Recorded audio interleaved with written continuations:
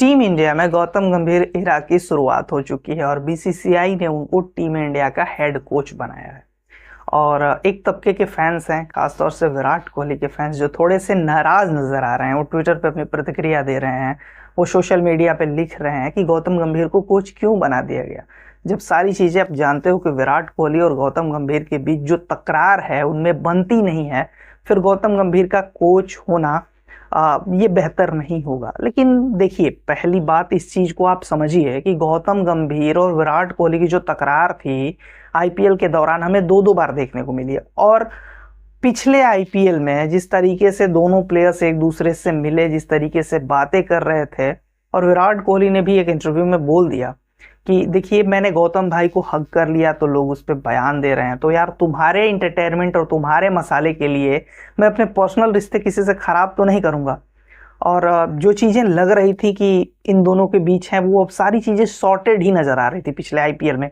जिस तरीके से विराट कोहली बात कर रहे थे, जिस तरीके के विजुअल्स नजर आ रहे थे, वो देख के लग रहा था कि वो 50 ओवर्स वर्ल्ड कप के फाइनल की हार की बात कर रहे हैं कि किस तरीके से मैंने शॉट खेला और कैसे मैं आउट हो गया।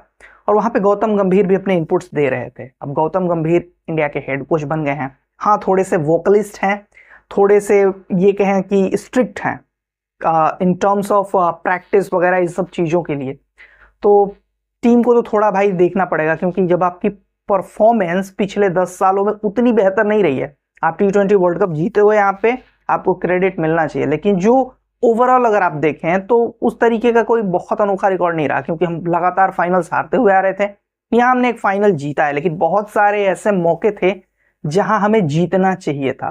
तो गौतम गंभीर के आने से वो जीत की भूख बढ़ेगी और टीम को उनके साथ उस तरीके से चलना पड़ेगा। इससे पहले भी हमने एक स्ट्रिक्ट कोच देखा था अनिल कुंबले के रूप में, जब विराट कोहली कैप्टन हुआ करते थे, और दोनों के बीच रिफ्ट इतनी बढ़ गई कि अनिल कुंबले ने कोचिंग छोड़ दी। तो ऐसी चीजें इनके टेन्योर में ना हो, क्योंकि गौतम गंभीर भी कुछ ही उस तरीके के ही हैं जिस तरीके के अनिल कुंबले हैं। तो रिफ्ट टीम के बीच ना हो इन सब चीजों को लेके। और टीम भी बहुत अब सिंसियर है, यंग प्लेयर्स आ रहे हैं, वो बेहतर करने की कोशिश कर रहे हैं। और गौतम गंभीर जिस माइंडसेट के साथ आते हैं, वो विनिंग माइंडसेट है उनका, वो जीत की तरफ ही जाते हैं, वो हार एक्सेप्ट करने वाले प्लेयर नहीं है।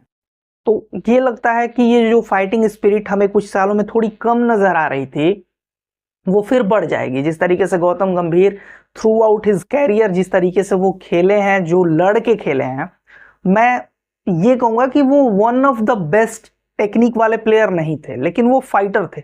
उनको पता था कि किस सिचुएशन में किस तरीके से खेलना है।